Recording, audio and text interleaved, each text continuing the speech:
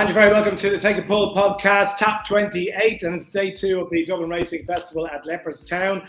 Hopefully we gave you a good old steer on the card on day 1, but we're turning our attention to day 2. Lads, how are you? Jeez, you look great, I tell you. Very fresh. It's been a while, yeah. In 10 minutes and 2 glasses of wine. But anyway, look, lads, we get stuck into, obviously, look, just for everyone back in horses and the prices we give as well, and also the entries. We are recording this on Wednesday night, so take all that into consideration if you don't mind.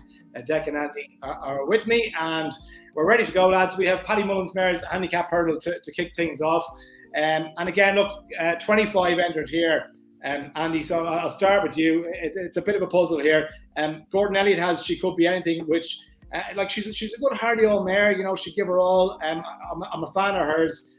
I'm not sure in this company how she stacks up. Risk Bell is in there 3-1 at the moment, along with Foxy Girl for Henry de Bromhead as the market leaders on Wednesday night. I have a strong opinion, Andy, wherever you come down on this. Yeah, this is actually one of my favourite races of the week. It's been a race that's been kind to me as well in the past. If I don't back the winner of it, I usually take the form of it and find something in the future. So I do recall, I think Heaven Help Us won this and then went on to win the Coral Cup.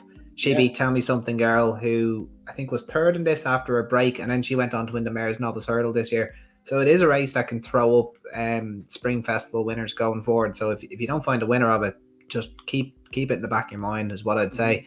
So Hugh, as you mentioned, She Could Be Anything, 11 stone 12, a bit of a burden on her back, but she has it for a reason. She's really strong form in the book. Punchestown Festival winner last season. I think she won the opening race of the whole festival last year, beating the Model Kingdom. Followed up then at Killarney. I would have a suspicion the handicapper might have her. She was a little bit disappointing, I think, at Punchestown when beating at odds on. Maybe one that prefers a little bit of better ground as well, possibly, but she isn't without her chance. But 140 might kind of temper expectations about her. A horse that we talked about a lot, Dec, on this one, on this podcast, Foxy Girl. I'm not falling for that trap again. She owes us your time to get on to the list. Yeah, she owes us a few quid, and for it's happened again. Like, she's 3-1 from 6 as early doors, and people are probably setting themselves up for disappointment. And I'm more than happy to be mugged off by her on Sunday. It's going to happen eventually, but you'd want to be a brave person taking 3-1 about her. She needs all the cards to drop right. I do think this trip will suit her, but she's going to have to come from the back. She's going to need a pace to aim at. It's going to be a big field. But look, she is probably well treated off 125 if she can put it all together, but she needs it all to come together, and you are asking probably a lot there. The one I came down on was actually the 13 at the minute off 10 stone 4, me wee Bonnie Lass, Gavin Cromwell filly or mare. She won her first 2 races, and what I noticed about her was she was notoriously weak in the betting the first 2 times she ran. She won her maiden hurdle at Downpatrick. They could not give her away for anything at Gowran Park. I think she opened up like 5-1, 11-2 the night before. She won the handicap at 20-1. Like, they could not give her away for loving her money. And she just maybe ran out of puff over 2.5 miles at Limerick in a race won by Phil's Choice of Philip Rotwells, who I think is in here as well towards the bottom of the weights. Millstream Lady, whoever won on the weekend, she finished second. It is looking like pretty strong form, and it's only her 4th run of her life. So I would be taking my chances that maybe, like, she does handle bad ground, but maybe a little bit of better ground might bring out some improvement. 4th run of her life. I'd be taking a chance on me wee Bonnie Lass here, and she's a double figure price at the moment, around 14, 16-1 thereabouts. Yeah, she is. She's a big old price, and you mentioned you like this race. I like just on She Could Be Anything. She was beaten at Leopardstown there over Christmas by Altorier, and I just thought she didn't run a race. Like, she just did not run a race, in my view. Very capable of what she's doing. Mm-hmm. And then, Harmonia Maker, I should say. She Could Be Anything reminds me of Harmonia Maker in that she wasn't great the previous time, but last time was her proper form, if you like. So maybe I don't know. I give her another chance at the price. I think at 7-1. So I'll stick with her. How do you see this, Dec? Yeah, look, I'm a big fan of She Could Be Anything, and I think she's more consistent than Harmonia Maker. I think Harmonia Maker is a proper L1, like it's either all or nothing. You're either all duck or no dinner. you know, yeah, you haven't emptied the dishwasher, or you're getting it tonight, you know. But look, I could talk about a lot of these for a long time. You kind of fall in love with these mares. Some of them wear their heart and their sleeve, and I do like me wee Bonnie lass that Andy likes, and you know, it's her second handicap. Oh, it's her third handicap run. She's won a Third handicap. handicap, man. Look, the four, like Millstream Lady and Magdalene have both followed up, but she wouldn't be for me. Mare's Walk was one we spoke about. One of the early taps. She won at the stall. She was second. She followed Smooth Tom home at Nace in the Fishery Lane. She was pulled up behind Jatara, but I just put a line through that. She hit the second last very, very hard, and she was totally put out of the race. The Jatara form is, you know, if I think she's going to win the Nathaniel Lacey, and I think she got the Cheltenham win, I don't know where Mare's Walk would have finished that day, but just put a line through it. She was definitely not out of it. Median Naranja is a horse I might have put up for this race back in November, Andy. It's that count. You know, I was thinking forward to this. I would forgive her the Limerick run. She's been dropped a pound. She got squeezed out with the bend. But, you know, for mares, you can forgive runs at Limerick at Christmas. The ground's very, very heavy. And I just think she's been brought along nicely. She's been learning her job. And I kind of, I'm a little, you know, kicking myself. I'm fighting with myself a little bit to go against her. But I love Feet of a Dancer, Paul Nolan's horse. She went from winning the maiden to winning a handicap on her handicap debut of 104. She'd excuses then, which was dropped to 2 miles. She just got hampered at the second last of the last. She continued her progression then, which went to Fairyhouse on the Saturday of the Hatton's Grace. She won off 113 over 2 mile 3. She's up £12 for that. Like, the handicapper hasn't taken any chances, but she won very, very easy that day. She has a mare's entry. You know, she's still a novice, but she has a entry in the mares at Cheltenham. She's only a 5-year-old. She could be anything. They must think of a lot of her. She's in her off 125. Now, she could be anything's in here off 140. Then you go to Risbell 136. I'm kind of hoping they run. You take them out and she's going to be carrying top weight. I don't think it's the hottest of races. It used to be for novices, and it was very, very competitive then, but it's open now, and you get the likes of She Could Be Anything turning up here. I just think Feet of a Dancer, the 5-year-old, there could be any amount of improvement in there. They clearly think a lot of her. You forgive the run of her 2 miles at, I think it was Galway, which is badly hampered. She'd be my idea to the winner here. But I claim Median Naranja as well, though, because I'm talking about Oh yeah, Median Naranja 25-1, Feet of a Dancer 6-1, and yeah, look, I think she could be ending. I give her another chance here. I just like her. I think she's a tough mare on her day, so we'll see. Yeah, as you say, it's not the strongest, but few good shouts in there, lads, to kick us off. 12:40, early enough on Sunday in the Paddy Mullins Mares handicap hurdle. The 110 is the Ladbrokes Novice Chase. So again, grade 1, 2 miles 5. I was going through the winners. The last 6 winners have all been favoured or joint favoured in this race. So I don't know what kind of a steer that's going to give you. Mighty Potter, Evans favourite. Galloping the Champ 4-9. Monkfish 1-2. Faugheen 13-8 joint favourite. A Bagger Wa 10-11 favourite. And Mona Lee for Henry back in the day 11-10 joint favourite. So the favourites have a very good record in this race. And looking through here, obviously, Factofoil, as things stand, is your 4-5 favourite. If Facile Vega turns up in this, will be very interesting. Dec up to 2 miles 5. I think after the last day when he got beaten, Woody said, look, maybe we need to step this horse up and trip. He'll have his supporters. I'm a fan, obviously, just from his mother and what she did. Backed him in the Supreme last year. Just very disappointing. Last run out, 5-2 here. Factofoil, beaten. Previous run, winner the last time, and looked very, very good. How do you see this one? Yeah, look, Facile Vega, the money's coming. He's coming here.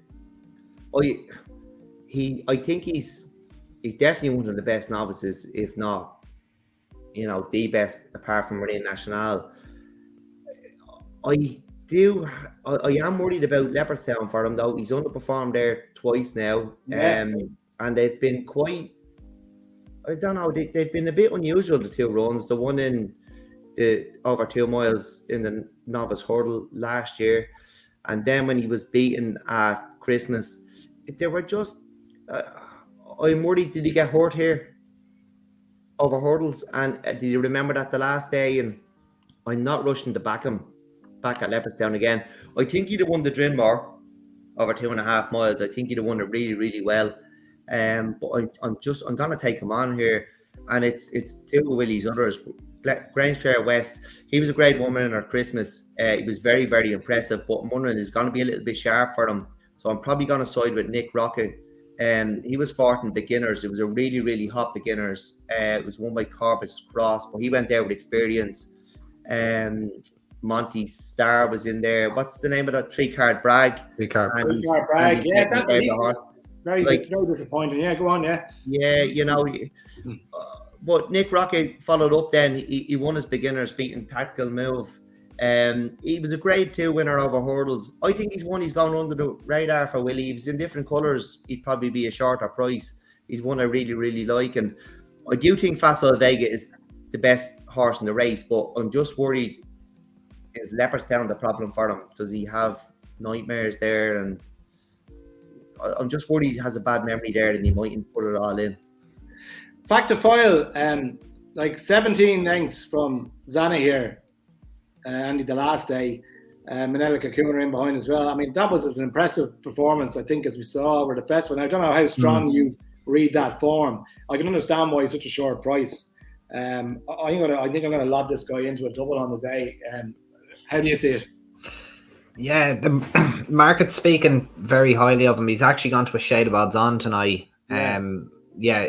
Look, as you said, 17 length victory over Santa here. It was pretty facile, even though there is a facile horse in this race, but we'll talk about that in a minute. No, he did what he did. He just did what he wanted to that opposition, really. Manila Kakuna, you could argue, has boosted the form. I don't think that was the proper Manila Kakuna, though.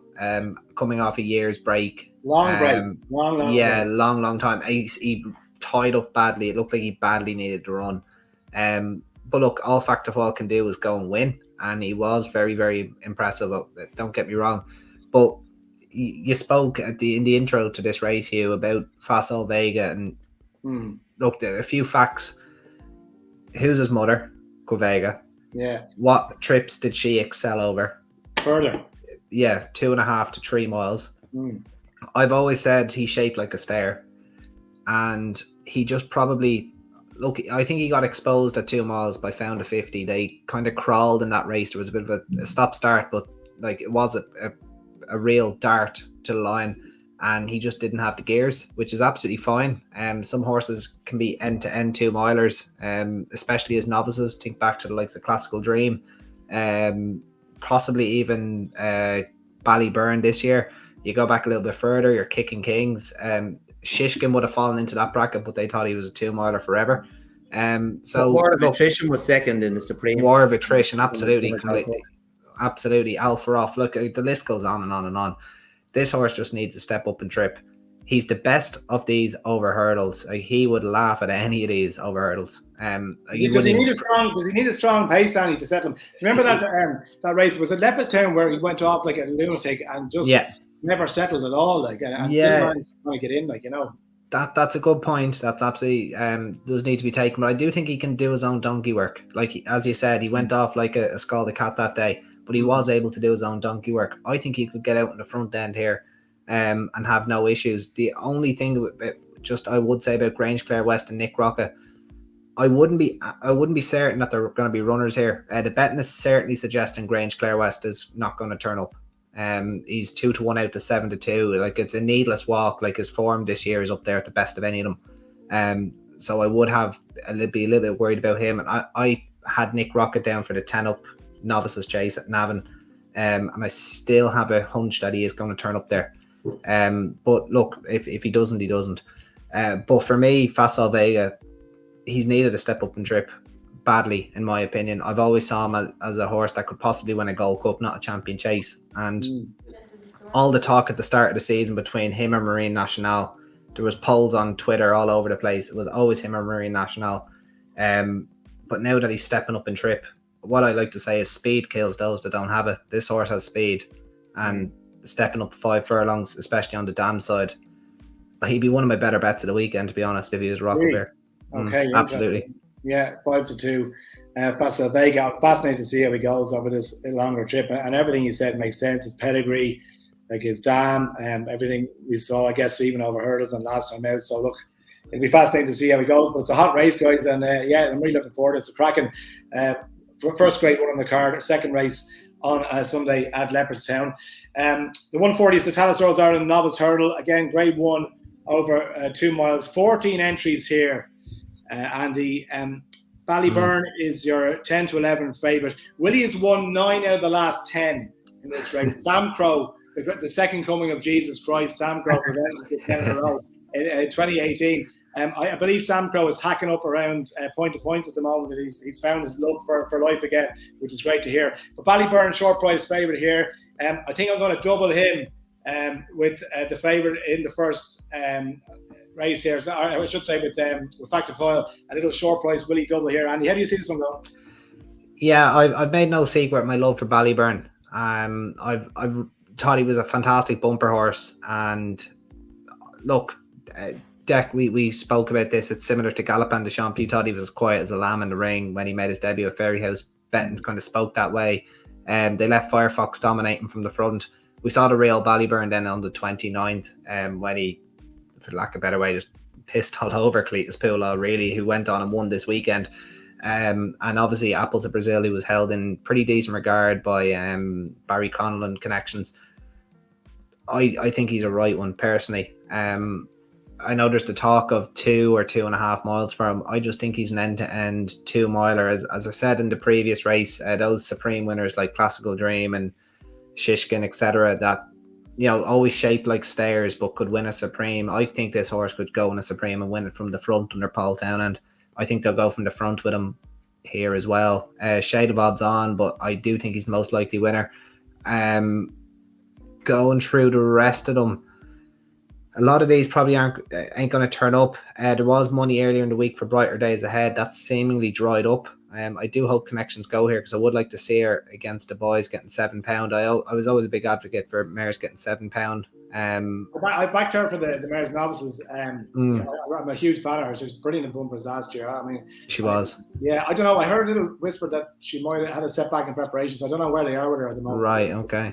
But yeah, no, we haven't seen her since what, down Royal. Yeah. So yeah, no, that would add up. Slade Steele, obviously really nice form. Winner at Navan, beating Lecky Watson last time out. That race turned into a bit of a dash, but I'd want to see a little bit more from him. The danger horse is probably within Willie's yard. It's Daddy Longlegs, who we were waxing lyrical about this horse when he won at Thurles, again beating Cletus Poulal again. So obviously he's an important horse in the form context of this race.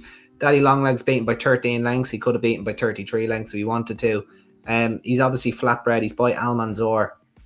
We talked already on the previous tap about how testing the ground got in the 27th. He didn't go a yard in it. I just completely put a line through that. I'll give you the straight forecast. I think Ballyburn beats Daddy Longlegs here, and yeah, I'll keep it to that.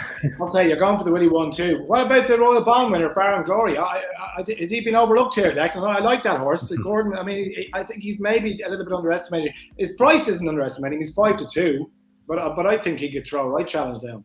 Anyone who listens to us knows how much I love Far and Glory, and I left them to you. That's why. Yeah, go on. We done Twitter Spaces with racing interest before Christmas. It was early December, and I couldn't believe he was still available after winning the Grade 1 at 50-1 for the Supreme. It looked like he was going to hack up at Aintree. He made his debut in the Grade 2, the race won by Nick Rocket at Fairyhouse last Easter. He came home last in that, but it wasn't his debut, it was his jumping debut. He ran in bumpers. But he beat Irish Panther very, very easily in his maiden hurdle. Implicit was in there. Power Hour, who ran a cracker in a handicap at Christmas here, he was fourth. It was at Clonmel. He won the Royal Bond. It looked like he was going to hack up at Aintree. I just think he's so disrespected. I don't know whether it's because people don't know his owners. Now his owners had another winner with Nadawi the weekend, and maybe they'll start to get a bit more credit now. But this horse has done absolutely nothing wrong. I agree with you. And like, look, Ballybourne, Andy's mentioned it was around the same time. There's a week in the difference between Galloping Des Champs being flat and Ballybourne being flat. And I thought maybe there was a lot of talk early in the season about Willie's horses not being fit, and maybe they had been drilled just before that and they were feeling it, and that's why they ran flat and they got freshened up for Christmas. Well, I thought Ballybourne ran very, very flat. I think he's better than Firefox. And if Jack Kennedy is going to get up on Firefox instead of Farding Glory, I think he's and you look what King and Kingsfield did at Christmas as well. Second, obviously, in that Royal Bond, and he came out in Leopardstown and was super impressive in Leopardstown. I thought again, that performance really strong. Yeah, he followed up. Like Farding Glory has done, he's answered every question apart from Aintree. But look, it was a soft fall. It wasn't that he was tired and he was beaten and he came down at the last. It was soft. He would have won. Look, Ballybourne, that was impressive. The second has won since. The fourth actually won, saddled him up. But I'd like to see Ballybourne on his toes, like Galloping Des Champs, like you were saying in the last pod. I'd like to have a look at him in the ring. But I'm with Andy again on the outsider. The value bet is Daddy Longlegs. We did mention in the last pod that it's more the horses that were pulled up we'd be interested in from the Grade 1 2 mile novice at Christmas. Yeah. And he beat Cletus Poulot, but it's not that form I'm interested in. It's the Irish Panther form. He beat him by 14 lengths, and you just forgive Christmas. I've actually backed them. I've backed Farding Glory and Daddy Longlegs for the Supreme. They're the two I'm interested in this race.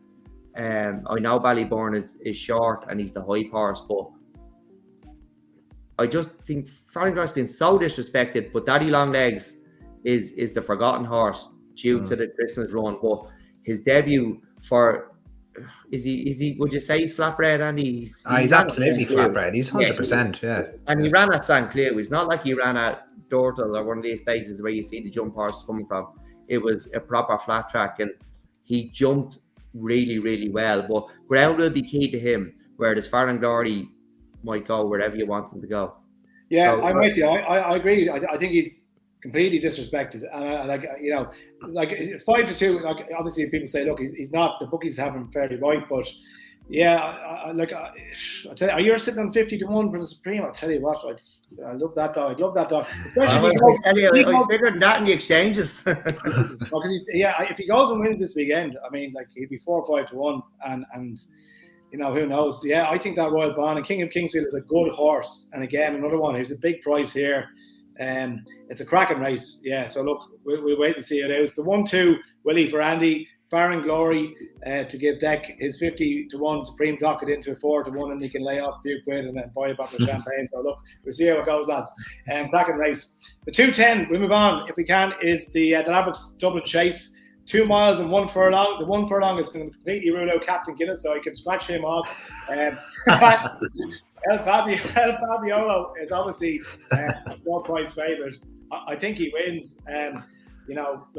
What's going to come second? I know, Declan, you're going to say Captain Guinness is going to come second and maybe even have enough to take him down. But El Fabiolo, sit back and watch him.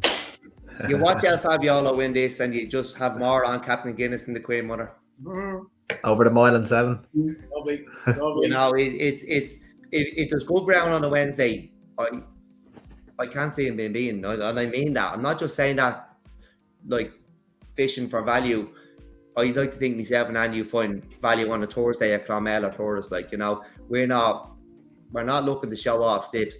I'm deadly serious, and I think Captain Guinness on good ground will win the Queen Mother. You think he will beat El Fabiolo on good ground?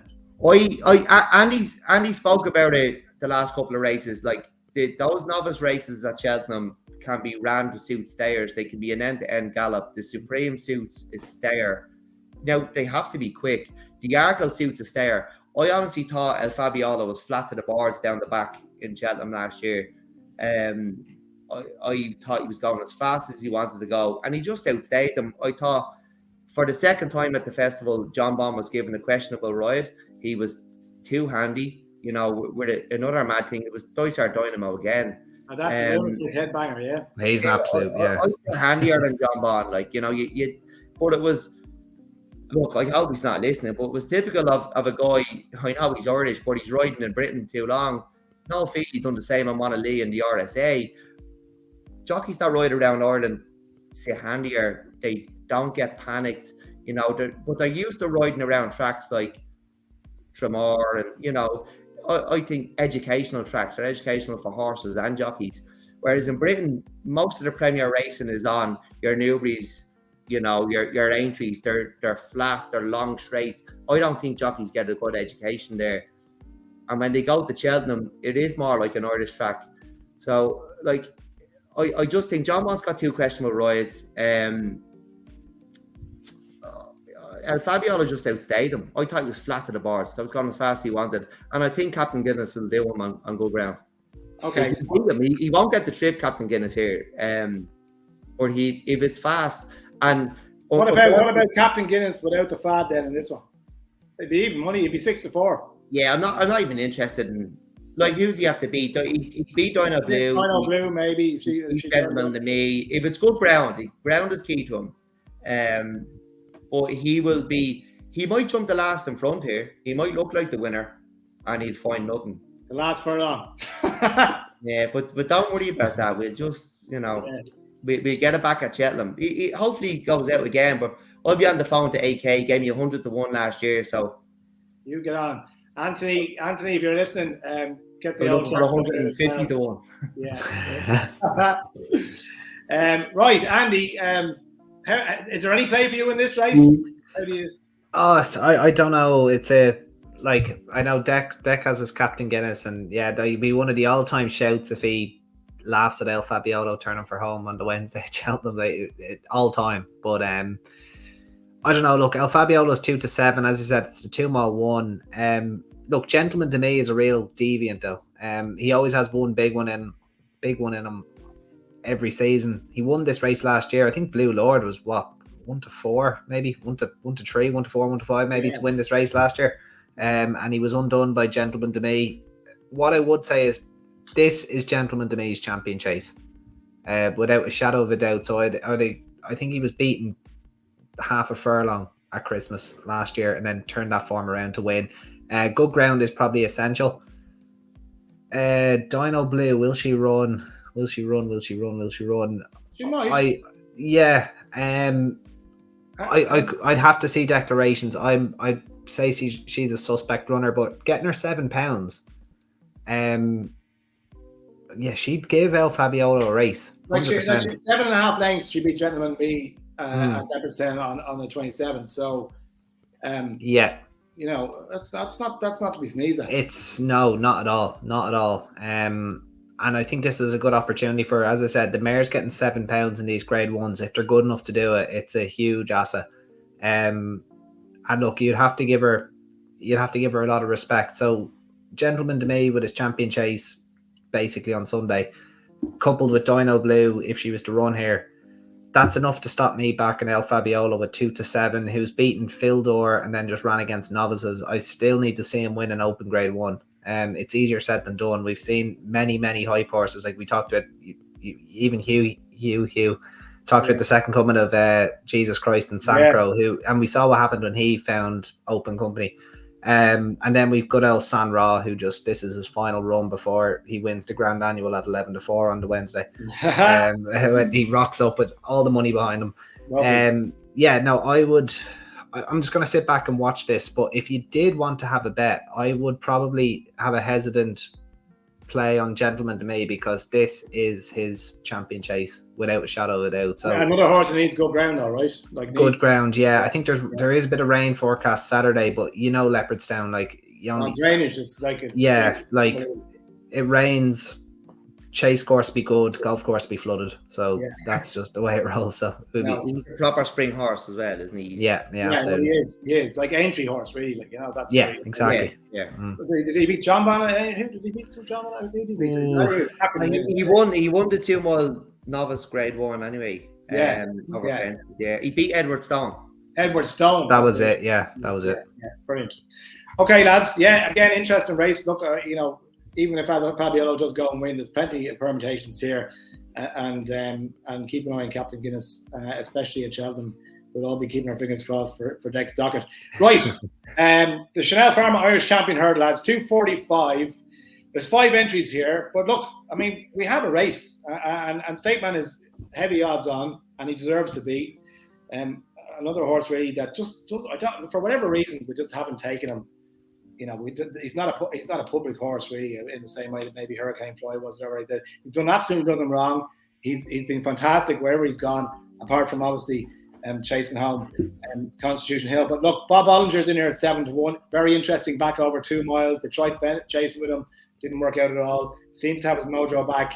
Does he have enough pace now for 2 miles? I don't know, to be honest with you. Imperi Pass 7-2. I thought he was going to be the horse to challenge Constitution Hill this year. Hasn't quite worked out like that. Stateman is the king. Dec, any reason why Imperi Pass or indeed Bob Ollinger could overturn the form at Stateman? I think Stateman he's probably the best horse that we've seen in this country since Hurricane Fly, and I never thought he would be, but he reminds me an awful lot of Jeski. He's that shape, like he's, you know, like a bullet nearly, and it's even more the way Paul Townend talks about him. You know, he's almost in love with him, and I just think he's getting better and better. And like I've said this a few times on here, or even on another podcast, he came second in Champion Hurdle without getting the lick of the stick, like not one, and he was clear second.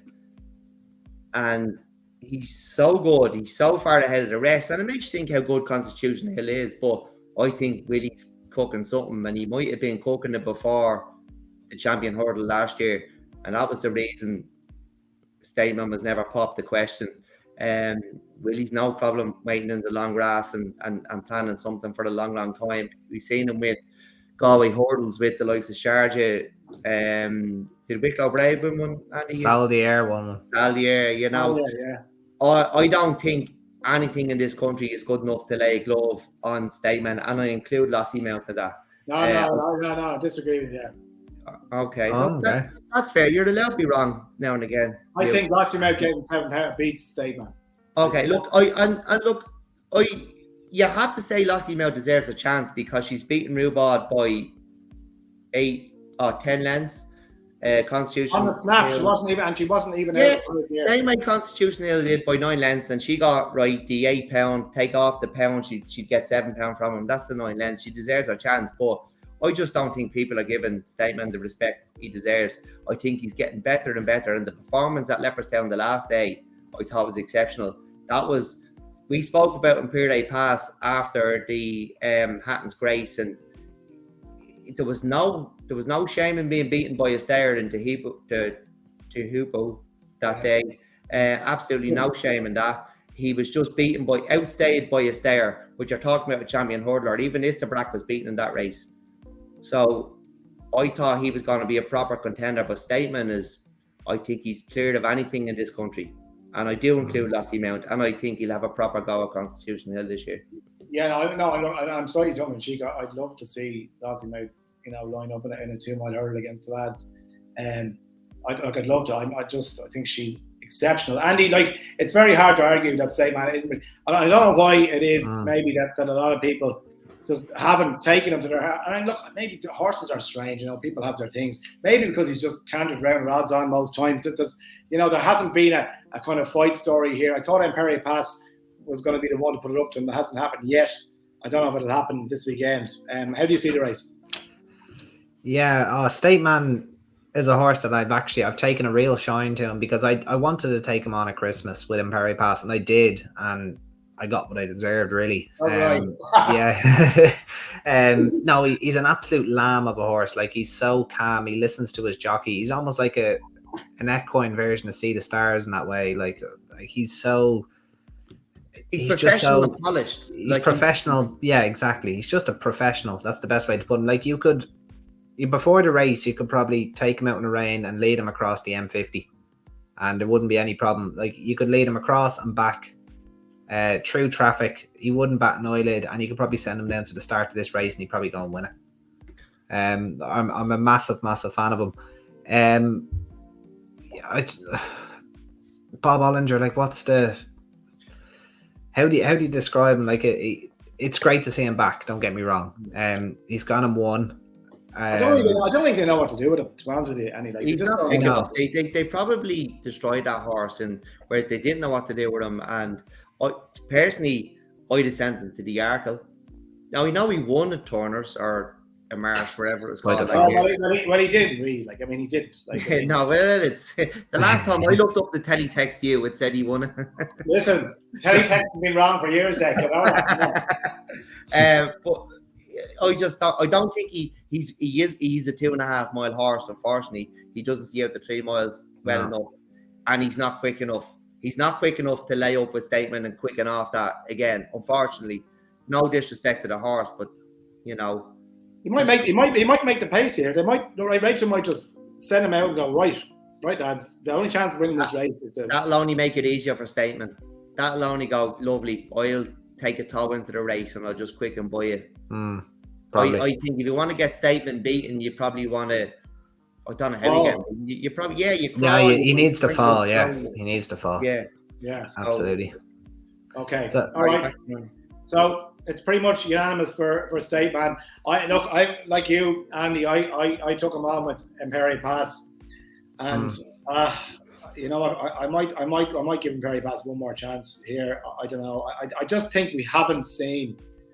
Now maybe what we saw last year as a novice is as good as he's going to get. I've gone 180 on him, Hugh. Like I thought he was a crack 2 miler, but now I cannot wait to see him coming down the hill with 2 to go on the Stayers hurdle. Like Paul Townend or Daryl Jacob pulling a train and just seeing if he gets home. And seeing if he gets third behind Tupu and Irish Point. We'll see. Yeah, absolutely. He'd be whoever's riding will be wrapping himself in the bridle, doing all he can to keep him sweet. But look, we've seen Willie turn crack 2 milers into Stayers hurdle winners. He's done it with Nichols Canyon, who also won a Ballymore. Well, I think he 3 miles. Yeah. Can I just say something before we move on? Last year, Stateman made all in an Irish Champion hurdle that had Honeysuckle in it. Now, Honeysuckle had been outstayed by 2 stayers in Grace. And then she went and won at Cheltenham. Like, there was a lot of talk about whether she was finished or not. She proved at Cheltenham she wasn't. But Stateman made all. It takes some doing to make all in an Irish Champion hurdle. And then he went and finished second in the Champion hurdle without being hit. Like, I think he's going to have a proper go with him this year. I think that it's that performance in particular in the Irish Champion hurdle last year that sticks out in my mind, and I think he's improved on that. If I gave you a free bet, say it was a match race, peak Hurricane Fly versus peak Stateman, who are you on as? Hurricane Fly. Around Leopardstown, yeah. Just to put it in context. Okay, great. Okay, but Stateman, right, fair play. Okay, good stuff. So it's Stateman for everyone, really. I think I might chance the Perry Pass, but don't follow me in for Christ's sake. It's the hard lead in the head. The 320 lads, O'Driscoll's Irish Whiskey, Leopardstown Handicap Chase, Grade 3, 2 miles 5, 31 entries here. Jesus Christ, in a bucket. Look. I'm not even going to pick out here. Look, there's so many here. Meeting in the Waters Centre here, who was brilliant in the Paddy Power Chase the last day for Paul Byrne. Danny gave him a brilliant ride. 2 miles 5, so stepping back in trip slightly. You have James DeBurley in for Simon Muir and Isaac Swade. Classic Getaway in for a Willie. Just picking out a couple others here. The Goffer, Hollow Games is having a go at this. Look, all right, start with you on this one, Dec, please. Look, it's a minefield here. Have you got anything at a big price maybe that might be an each way bet? Look, I have a short list here that's probably a bit long. But there's actually one I'm keen on. I'll just go straight to him. It's Percival Lagawa. He's in here at 132. Yeah. He won a beginner's chase, which I think took everyone by surprise. I think it was at Galway. Nobody was expecting that. But when you've done what he's done, it's kind of hard to hide them as well. Like, you know what I mean? The handicapper's not that stupid. Then he fell at Cork and he was last in the Drinmore. That's what we wanted to see. Him buried out the back of the Drinmore. That was, you know, we were rubbing our hands at that. he won the 3 mile handicap hurdle on the Saturday here last year of 125. He's off 132 here. We've spoken about it a couple of times, like the kind of, now it's not a perfect science, but the rule of thumb is they're probably £7 better at least over fences than they are hurdles. So he's basically off the same mark he won off last year. And he probably has room off that as well, because he probably had room off hurdles, over hurdles. He has handicap experience. There's a lot of them in here that, you know, took my eye, but they don't have handicap experience, even over hurdles. The likes of, I know the way you're thinking, three chase starts. He's behind Gaelic Warrior twice. The last day was in the Grade 1 at Limerick. He was given a mark of 137 over hurdles. He's the £7 over that, but he never tested that mark because he never ran in a handicap. Classic Getaway is a horse I'm mad about, but I'm beginning to become unsure about him. He's riddled with ability, but I don't know whether he just lets it down at times. And, you know, do you forgive Tremor? You know, I think Danny rode him at Tortoise. I'm not sure who rode him at Tremor. Danny could have rode him at Tremor. He was beaten by Jungle Boogie. I just don't know. He's no handicap experience either. Kill Survivor. He ran the Martin Pipe of 140, but that was 140 in Britain. He's in there of 135. He was out battled by Quilixios. He was 9 lengths behind. I know the way you're thinking.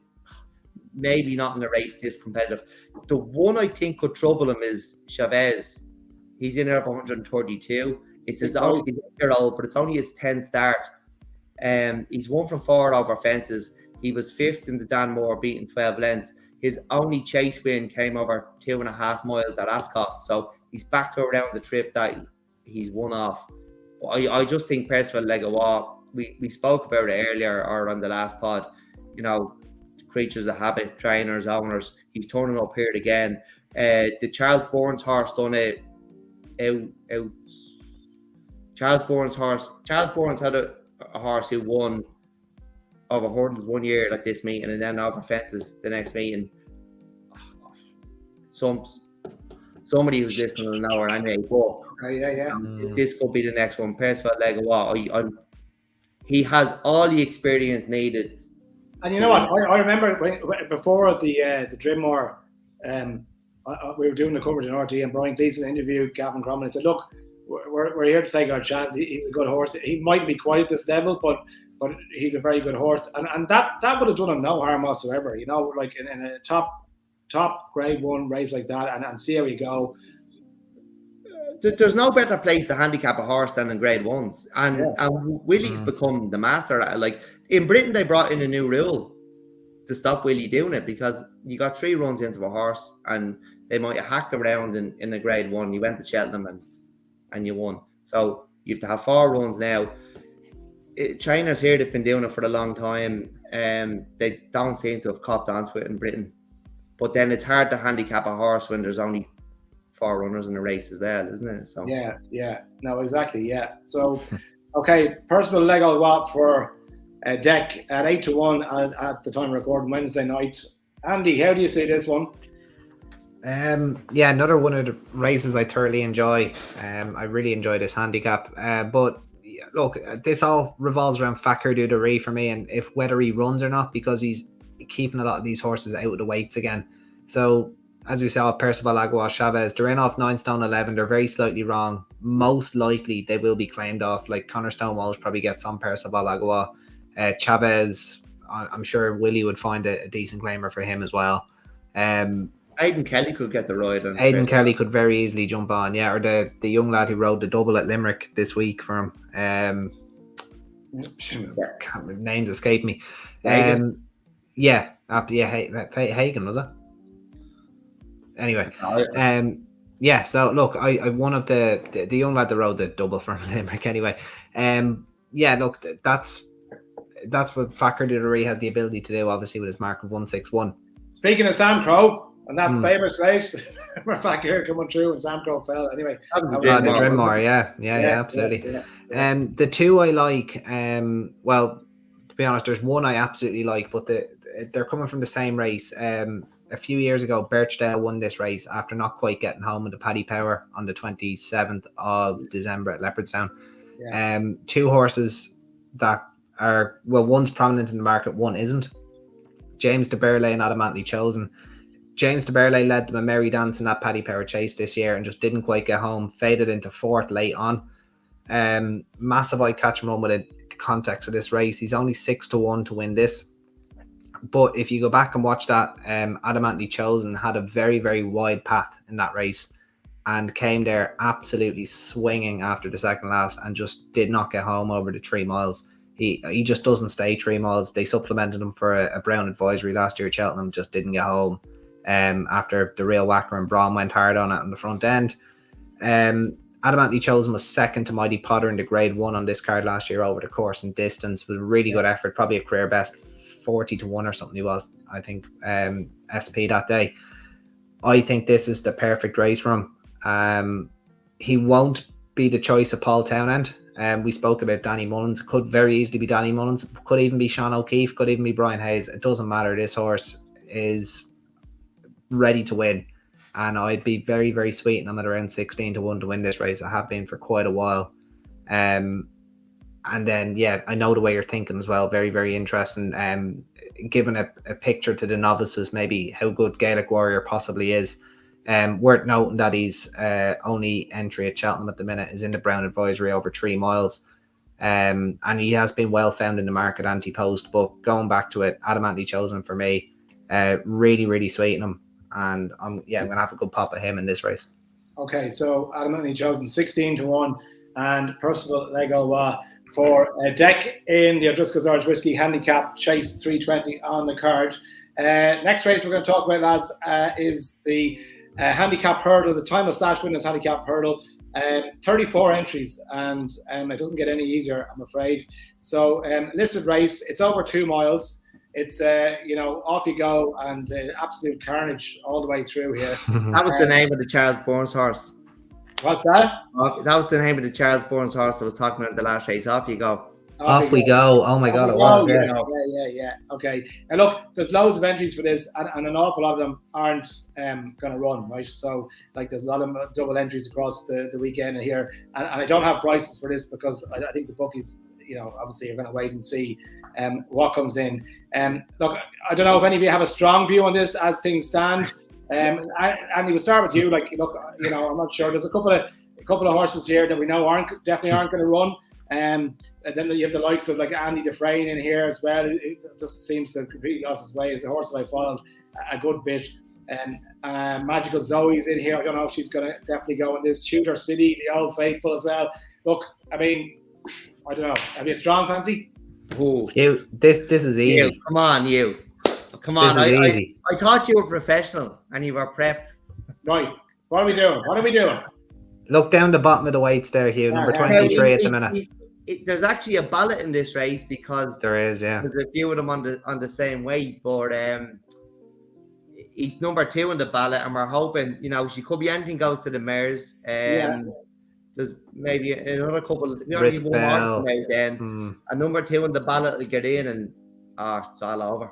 Right, come on. It's all over. Forget about it. We met from Christmas time. Attaboy Charlie. Jesus Christ, missed him completely.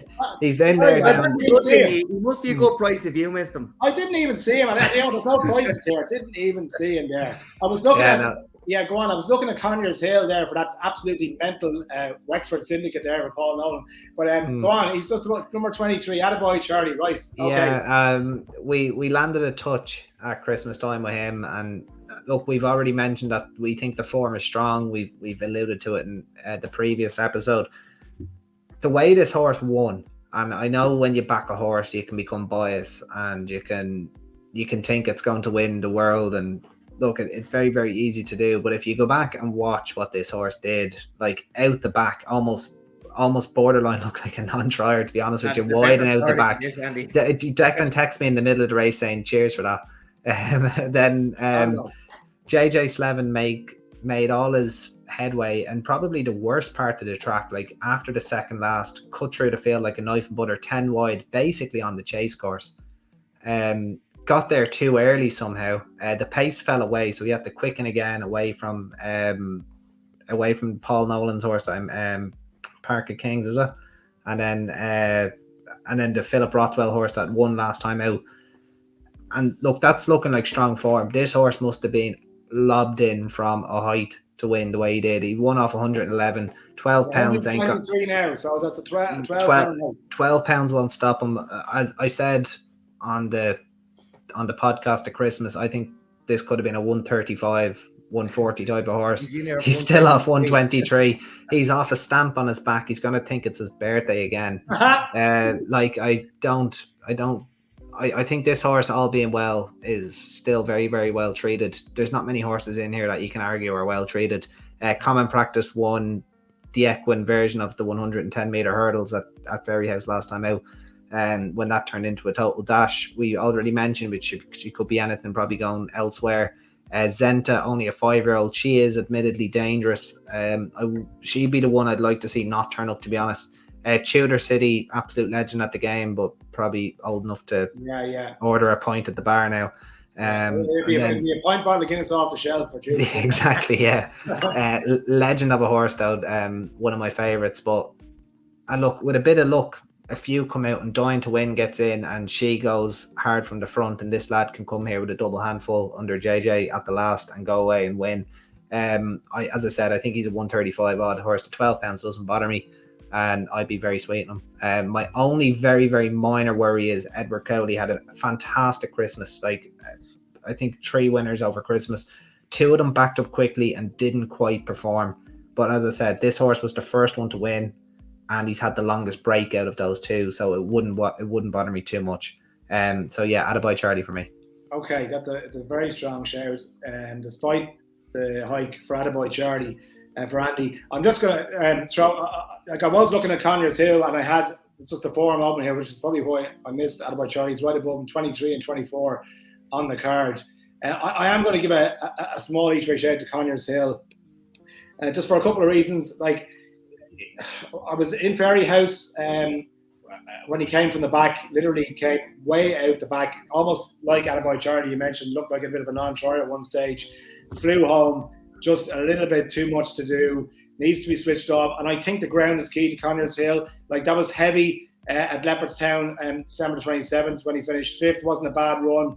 It was soft, but it was kind of tacky as well. Lots of rain on the 3rd of December. In the Hamptons Grace meeting in December, and I think he wants it better. If it's dry enough and the ground is half decent, I give a good shout to Conyers Hill. I think they've been waiting for their opportunity, those lads. He's a talented horse and needs a bit of luck, but if it's anyway dry, Conyers Hill for me each way. Dec, here we go. Are you with attaboy Charlie? Conyers Hill going to be one of those unlucky horses, isn't it? Bumped into another one and up another couple of pounds without winning. Yeah.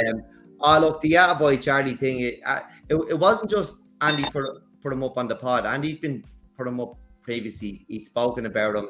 He's seen this a long way out, and you know, Andy delivers at the big meetings. You know, that's the pressure on me. That's why we call him the postman. He always delivers. Lovely. No, look, we actually, it's funny because we had a bit of a debate on that pod, and I was like, no, it's the next day. And he's like, no, he's that good, because I don't like him first time in a handicap. And during the race, I was texting Andy going, he's not off. He was dropped right out the back. But he came round him, got there too soon, as Andy said, and won as he pleased. And I know Andy said he's a bit worried about trainers' form, but Catch the Beast got about £18 after winning on New Year's Eve.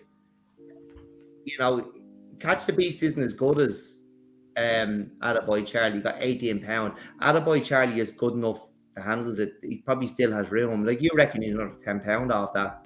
Yeah. At least, Andy. So, you know, someone actually said to me a limerick the other day that Ed Cawley's the sort of trainer that goes quiet and then has a couple, and that's because he's handicapping them. You know, he hasn't got loads of horses, and he's very, very good at what he does. So hopefully attaboy Charlie hacks up, and then we see Musco now, who's we've been waiting on him for a while. Yeah, when's he gonna rock up? As Musco now, we spoke about him over Christmas. When he turns up, I'd say you can have what you want on him, but hopefully it's soon. Maybe he's still, you know, you've no doubt in your mind.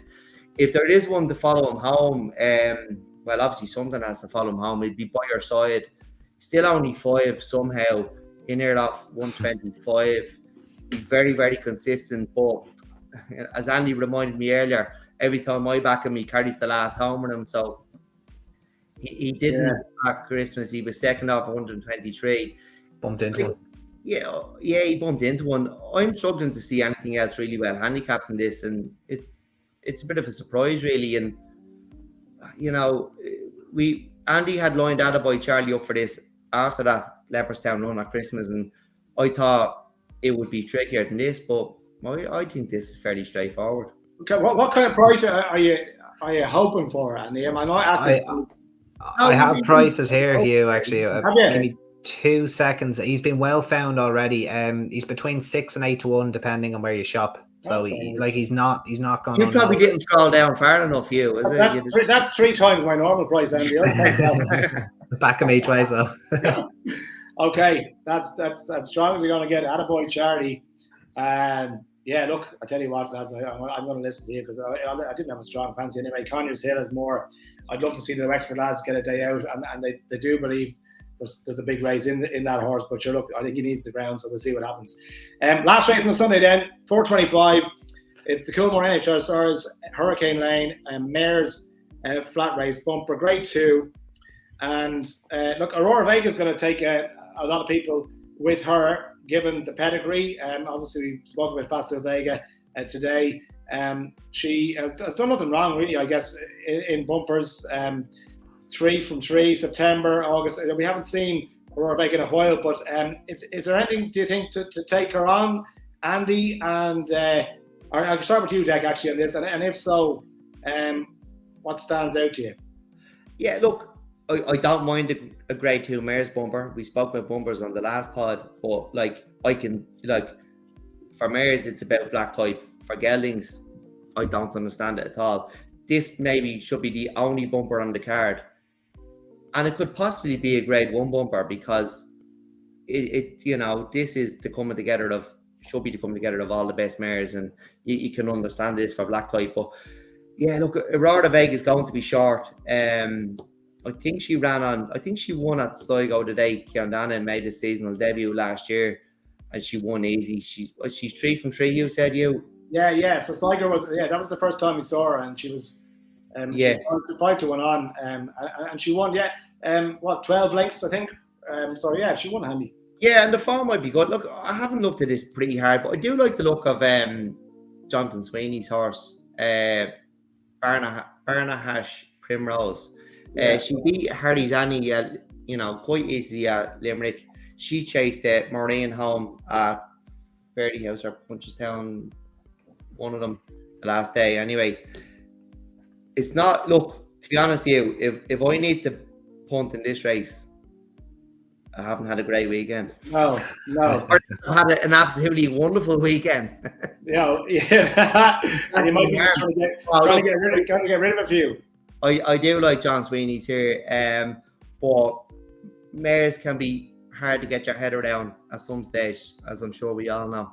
Yeah, no, that's fair enough. I'm like Aurora Vega probably deserves to be favoured here, like given the pedigree as well. Andy, I don't know how much value she's going to be, but is there anything you like against her, or are you with her? Yeah, no. Last year's May would have crabbed the summer bumper form, but look, they can do it at any stage. Your Dream to Share was winning summer bumpers before he won the big bumper last year. 5 to 4 is too short for me. Sorry, Andy. Sorry to cut across you. Marine National won a bumper in Killarney the day Kiandana was toured in August or something. So follow the bumper winners that Kiandana shares the card with blind is what you're saying. Marine National. Exactly. Look, 5 to 4 is too short for me to play. I'll keep this short. Monjabello would be the one I'd be with if the gun was to my head. Good second to Only by Night on a rules debut. Completely unfancy that day. Went off 25 to 1 or so. Finished ahead of the $500,000 guineas purchase. Qualamita, I think, of the Rob Core brigade. Only by Night disappointed a little bit at Lingfield, but she was impressive before that. Monjabello then went on to win at Down Royal, beating Sporting Glory, who I think is like a 7 or 8 year old. I think he's an 8-year-old now.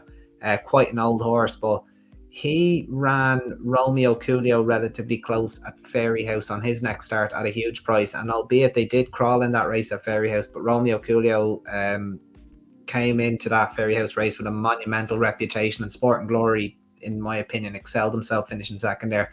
Mongebello beat him as she pleased. So I think that's really strong form. So at the prices, I'd be with her. The Crawford Yard isn't having the best of times of it. They are a little bit quiet at the minute, so that is stable form might be a slight worry.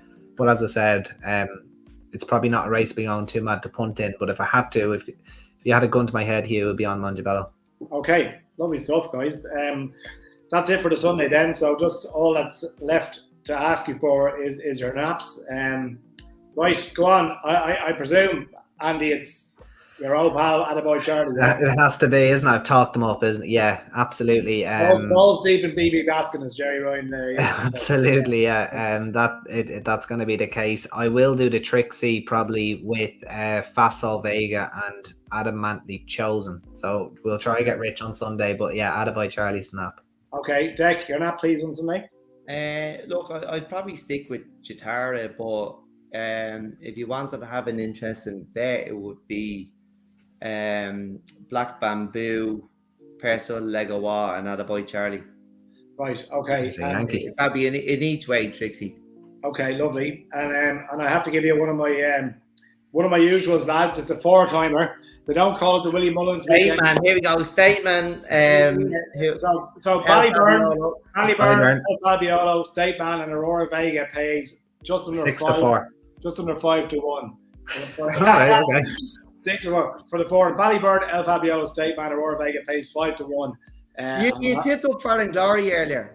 Yeah, no, but you know what? I think he'd run a good race. But I think Ballyburn has too much toe for him, and I actually on the 4-timer I'm gonna stick Ballyburn in there. I wouldn't be surprised. It could be all over after Foreign Glory pisses in there. He's only back from Cardiff. Yeah, in which case we have to double down on the treble. Lads, it's been a pleasure, and thanks so much for having me. Like, honestly, I really enjoyed it. It's been an absolute pleasure. Love the podcast. For everyone who's listening as well, the lads are absolutely flying it, and you're doing a brilliant job for us racing fans as well. You're educating me on my way to the tracks every day when I'm trying to spoof my way with Jane and Ruby and Barry. It's been a pleasure, Andy. Thanks so much for having me. Cheers, Thank you very much, Hugh. It was a really, really pleasure. Thanks very much. Thanks. Enjoy Leopardstown. You too. Bye-bye.